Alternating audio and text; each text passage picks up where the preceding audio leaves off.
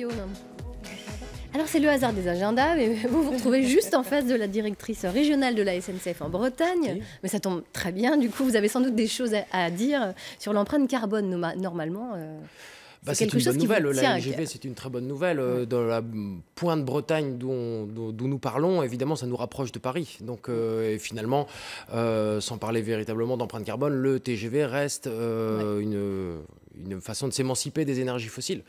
Donc très bien. Nous on voit la carte de la Bretagne en négatif. Nous on voit toute la mer qui est autour comme potentiel. On voit la Bretagne centre, non pas la Bretagne pointe.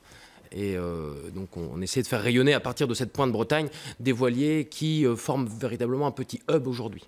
Donc on est dans du bas carbone d'une façon ou d'une autre. Alors on va revenir un peu sur votre parcours individuel. Comment passe-t-on d'analyste financier à gérant d'une flotte de bateaux à voile? Qu'est-ce qui a provoqué ce changement de vie chez vous?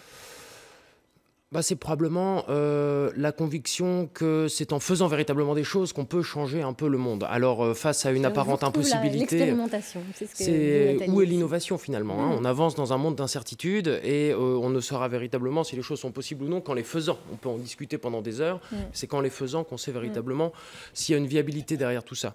Donc il y a également une complexité forte dans notre métier, d'affrètement, d'armement, de principes de fret sur les marchandises, notamment d'assurance, à qui appartiennent les marchandises, comment on valorise des marchandises par leur transport.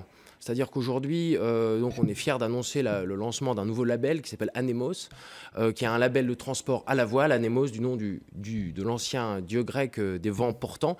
Comment on valorise un transport aujourd'hui, alors que le transport finalement dans le fret est le parent pauvre, avec un nivellement que ce soit environnemental ou social par le bas, que ce soit d'ailleurs sur la route ou sur les grands cargos. Donc comment réussir à transférer une valeur ajoutée qui a un surcoût complètement marginal, on le voyait dans le reportage, par rapport à des produits particulièrement nobles, locaux, avec une forte identité, généralement naturelle. Ça a été tout le défi depuis le début. Donc il y a eu beaucoup de bas, quelques hauts, et de plus en plus, il y a de plus en plus de hauts, donc on est content. On a commencé donc le pari d'acheter puis de revendre strictement des marchandises. C'est ce qu'on fait et ça marche très bien. C'est le compte propre que nous... qui se développe aujourd'hui autour de Douarnenez. On pense également à des développements de comptoirs dans d'autres villes de l'ouest de la France ou à l'étranger, beaucoup.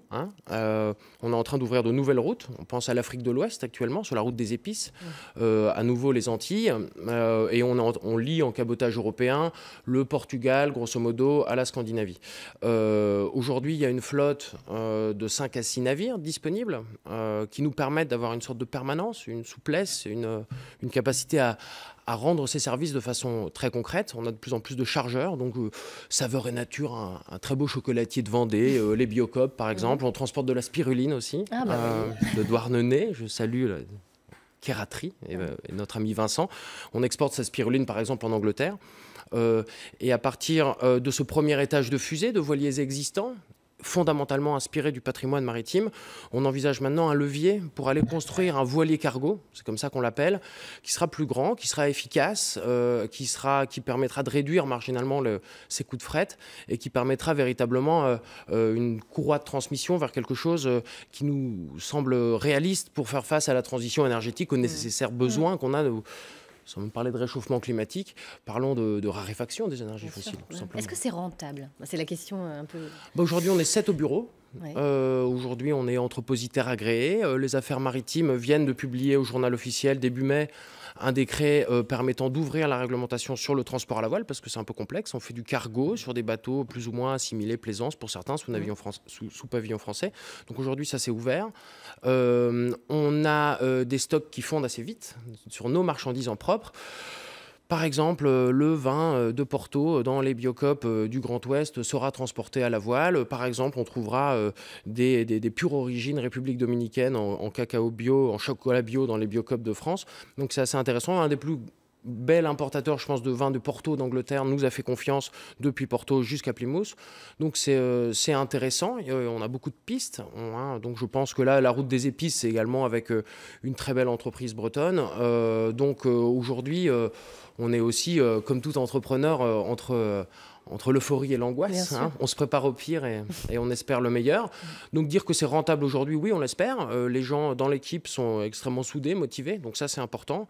Et on envisage d'ici 2020 une nouvelle mise à l'eau et donc de créer des emplois. On envisage d'ici 3 ans de créer une dizaine d'emplois. Donc c'est important, y compris pour le pays de Douarnenez où on se trouve actuellement. Alors vous avez une petite particularité, hein, ces liaisons, elles sont ouvertes au public. Et dans le cadre des expériences bretonnes proposées par le comité régional du tourisme, vous invitez à embarquer. Tout à fait. Racontez-nous un petit peu. Tout cargo, tout bateau de transport peut embarquer des passagers, généralement au nombre de 12. Nous, c'est une expérience de transport, donc finalement une expérience également de complicité avec les marins, une expérience où finalement ces navigations sur ces magnifiques voiliers ne se font pas dans un cadre strictement touristique, hein, avec des faibles rayons d'action, des ronds dans l'eau, hein, avec des marins qui se retrouvent dans une position d'être une sorte de maître d'hôtel à bord pour les passagers. Non, nous, c'est complètement différent. On est tout de suite en quart, on se lève la nuit, on est tous responsables du bateau, on est tous considérés comme équipiers de la vie du bord, de la cuisine, de la bonne veille du bateau, du quart de bar également. Et donc, sur des routes, sur un Bordeaux-Douarnenez, sur un Douarnenez-Plymouth, par exemple, sur des transatlantiques, sur des routes plus longues, on propose des tarifs généralement dégressifs pour des personnes qui souhaitent venir découvrir véritablement le sens marin, de qu'est-ce qui se passe en mer quand on va loin, quand on part pour longtemps, avec également évidemment un objectif. Hein. L'objectif est d'aller chercher ou livrer de la marchandise, ou les deux, avec toutes les rencontres humaines que ça permet également, c'est-à-dire les producteurs, les clients. Quand un bateau vient décharger, un grand voilier, un 3-mâts vient décharger une trentaine de palettes sur un quai, on n'a pas le même rapport au public ou au port que quand on vient faire stricto sensu du sponsoring ou du zonzon, j'allais dire, patrimonial, hein, c'est vrai. Hein. On est véritablement dans une proposition alternative logistique qui se compte en tonnes, en dizaines de tonnes, en centaines de tonnes. Et je pense que ça doit faire finalement du bien à plein de personnes de voir que ça existe encore et que finalement ça ouvre une nouvelle perspective.